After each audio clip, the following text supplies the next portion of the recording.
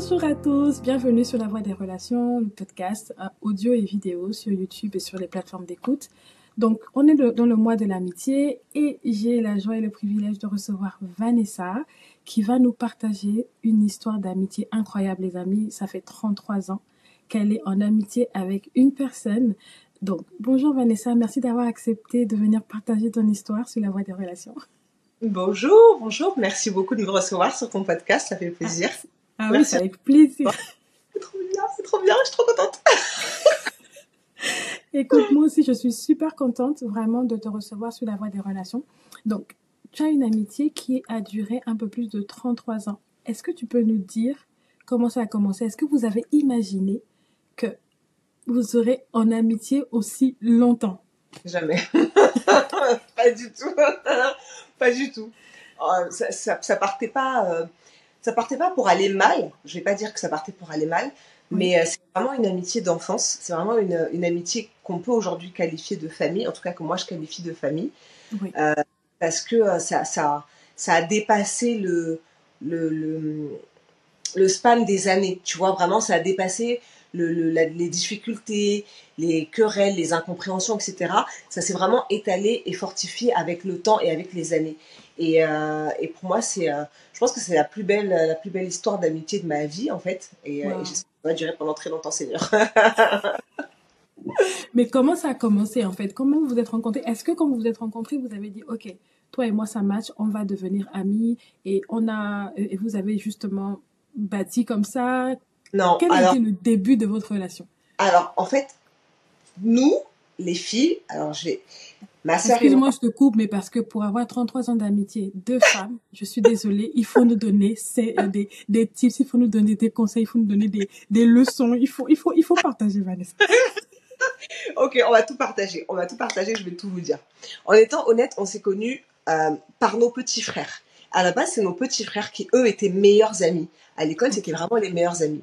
Et le petit frère de mon ami nous a invité mon frère une après-midi à aller prendre le goûter chez lui. Le goûter ou déjeuner, je ne sais plus, mais en tout cas, c'était l'après-midi, si je me rappelle bien. Et du coup, il a deux grandes sœurs.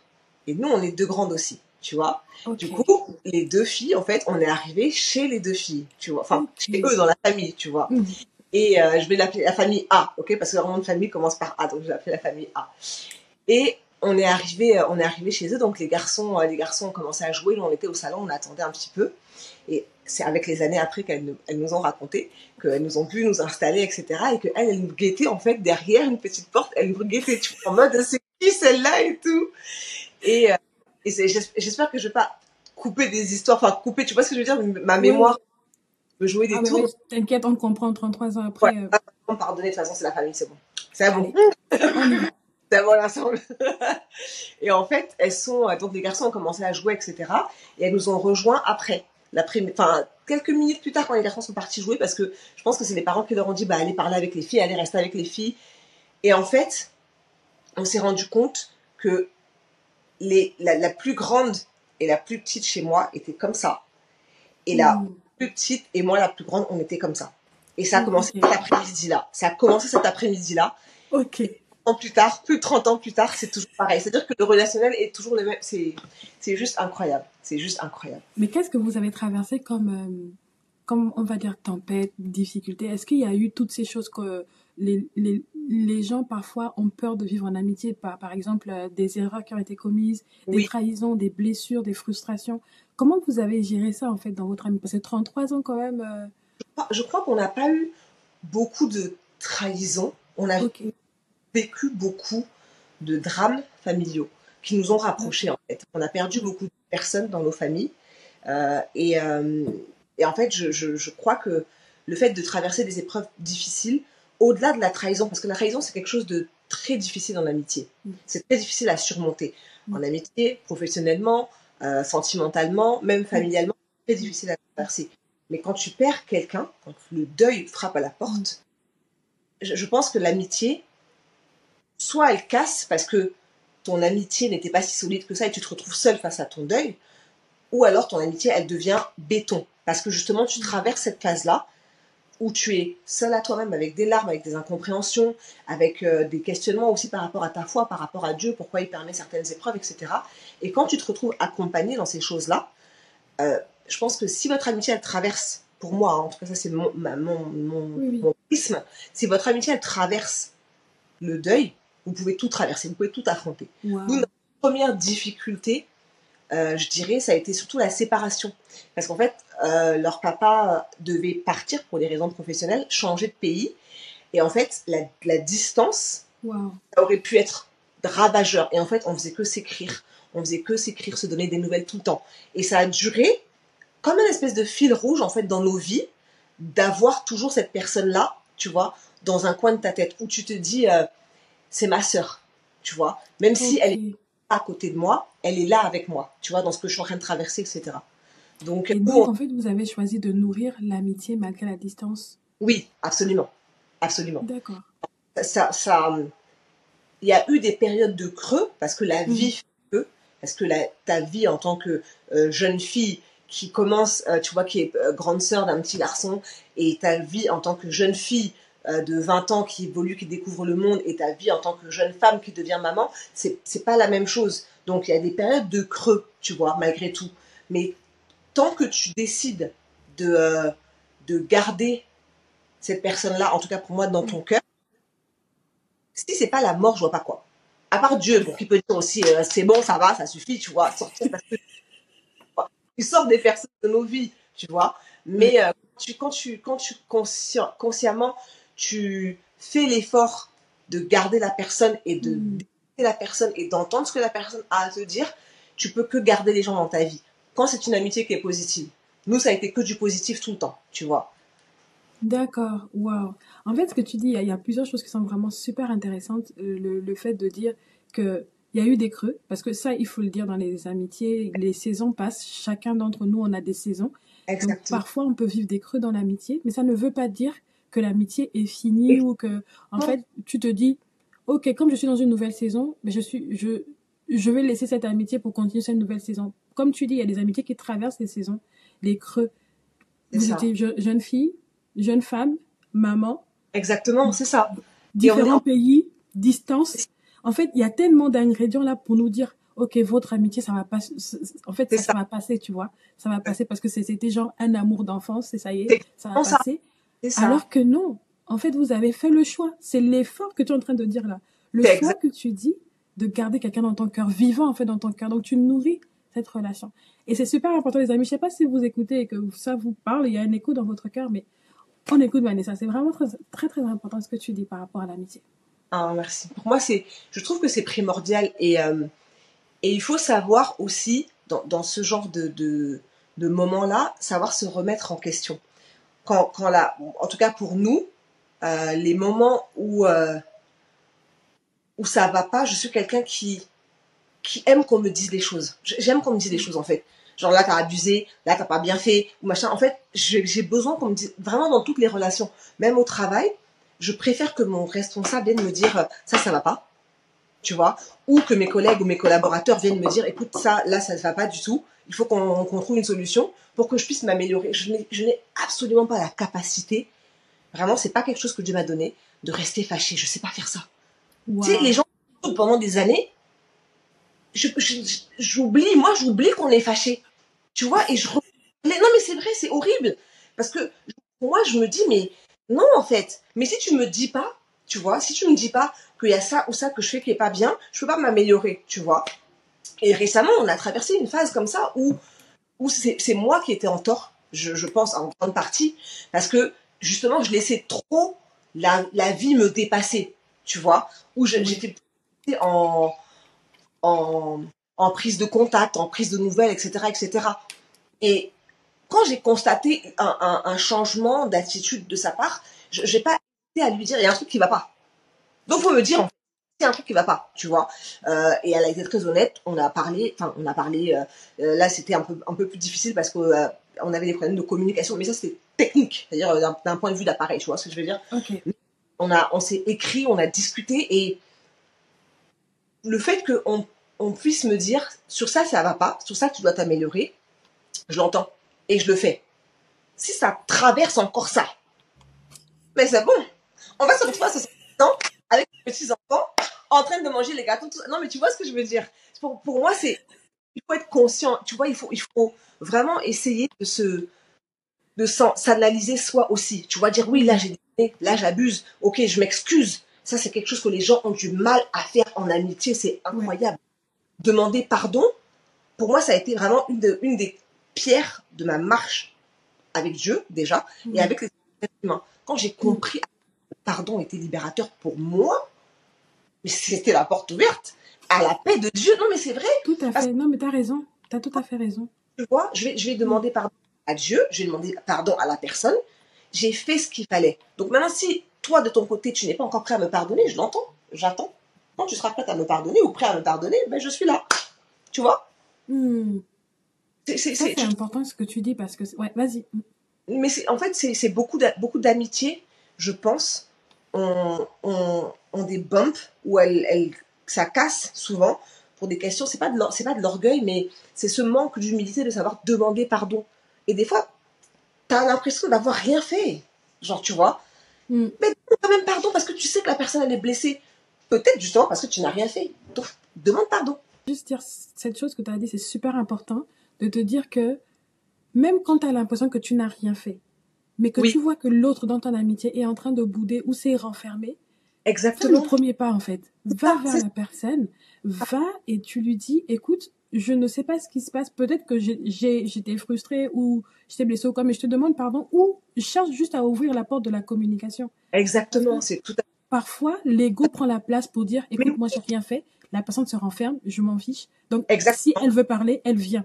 Ça, c'est l'ego. Et l'ego, c'est vraiment l'ennemi des relations, surtout dans l'amitié. Quand on met l'ego dans la relation, on a l'impression qu'on est finalement sur un ring, on voit qui va gagner le combat de... Qui va en premier et qui va, tu vois, venir demander, va parler à l'autre en premier, etc.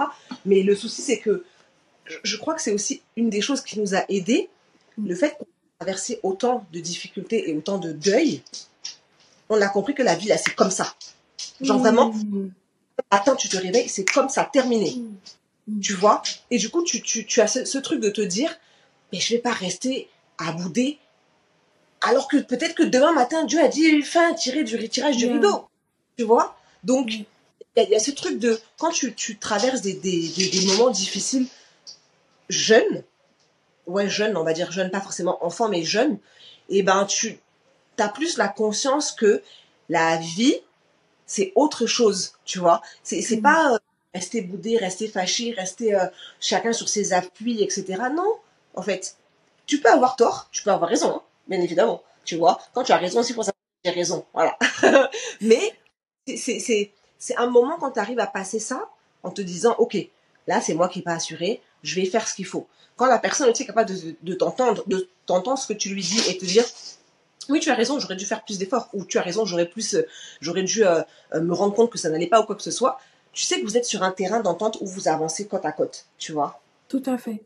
Mais donc, en fait, là, ce que je comprends, c'est que chaque saison dans votre vie a aussi été une leçon dans votre relation amicale. Ce que vous avez traversé vous a enseigné à soit maintenir la relation, aller en profondeur, être beaucoup plus sincère, ouverte et ne pas chercher juste, voilà, mais à vraiment, en fait, garder une amitié saine, en fait. C'est ça. Enfin, je crois vraiment que le fait de pouvoir se dire les choses, se parler, sans véritable tabou, au sens où il n'y a pas de crainte de dire. Je sais que dans certaines amitiés, certaines personnes ne parlent pas de leurs projets à leurs amis. Tu vois, moi, c'est pas mon ami. Ça, je comprends pas. Si c'est ton ami, voilà. Moi, je pense qu'il y a des moments pour en parler, tu vois. Tu sens que voilà, ton projet a mûri. Et voilà, il y a le moment où tu viens parler. Mais si tu refuses de dire ton projet qui a mûri, ou tu es sur le point de faire, ou bien que tu fais, et qu'après tu dis à ton ami que tu as fait, à ce moment, tu te poses la question, pourquoi tu ne peux pas dire un projet mûri avec l'accord de Dieu à ton ami? C'est ça. C'est là que tu dois aussi voir, est-ce que cette amitié, elle est saine aussi pour toi? Parce que qu'est-ce qui te bloque à dire ton projet? Vas-y. C'est clair. C'est clair. C'est ça qui, moi, me semble aussi un frein dans certaines amitiés.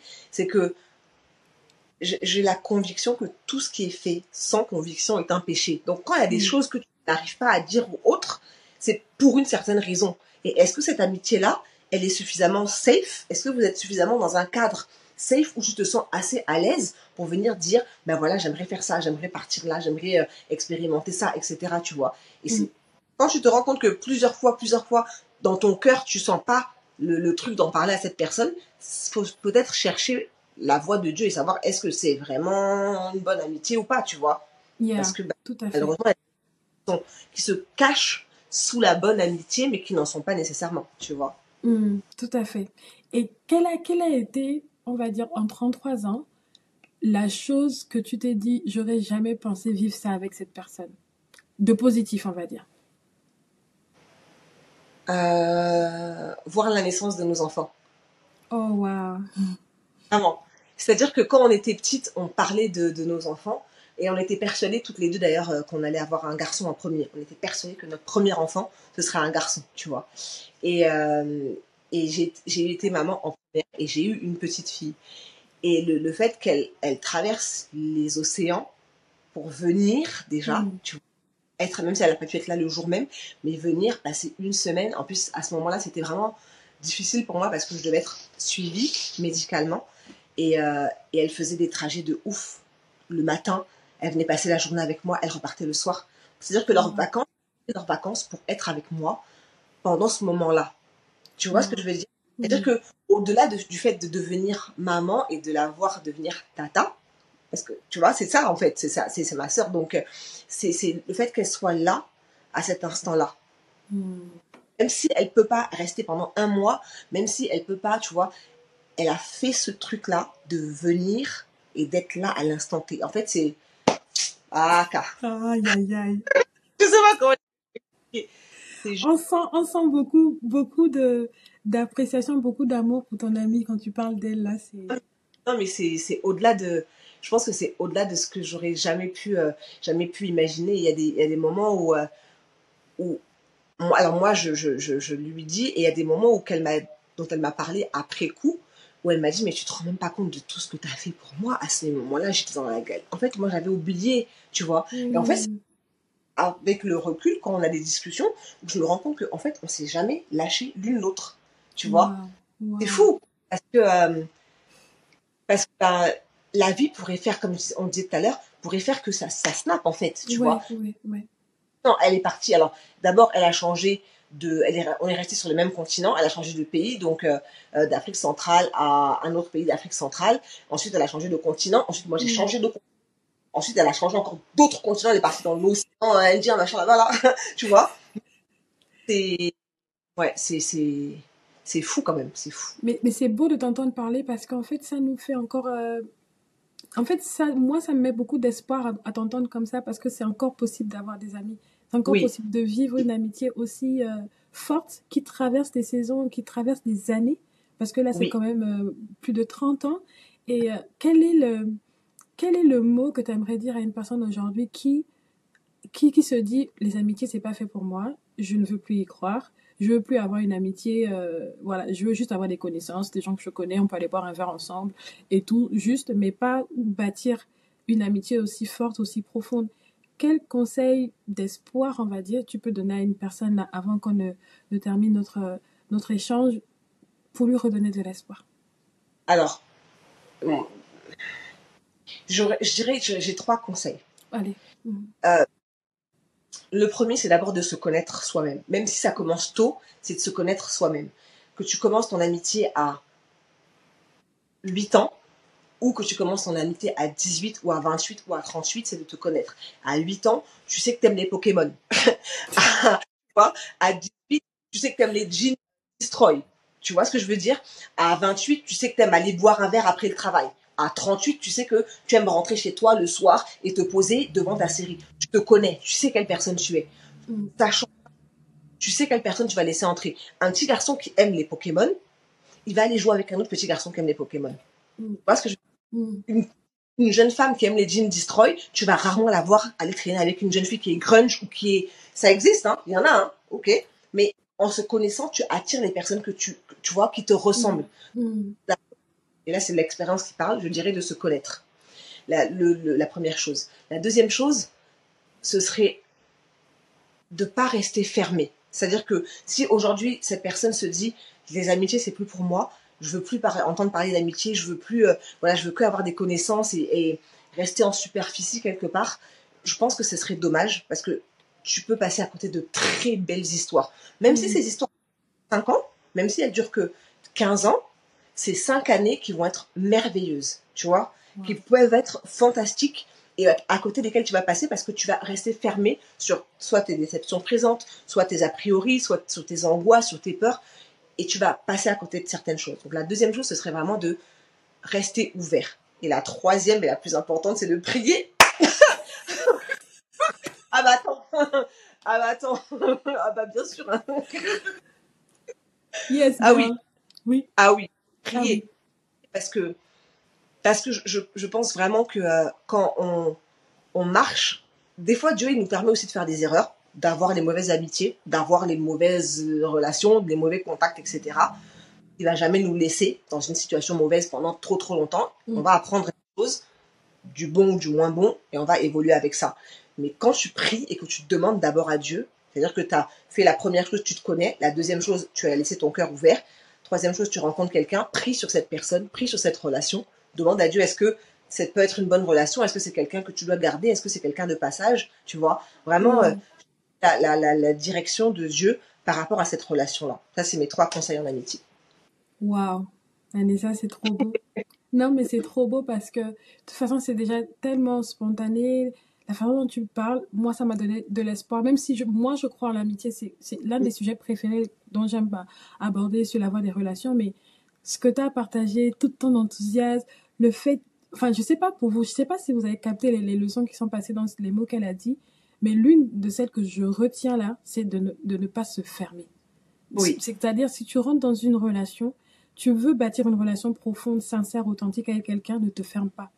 Ne te mets pas, en fait, ne construis pas des murs, construis des ponts. C'est vrai que les murs nous protègent, mais les ponts nous relient aux autres. Si tu construis pas un pont pour aller vers l'autre et laisser l'autre la possibilité de venir vers toi, vous aurez du mal à vraiment bâtir quelque chose de fort. Alors, vraiment, avec ce message d'espoir de fin de podcast, merci de tout cœur, Vanessa, d'avoir pris le temps.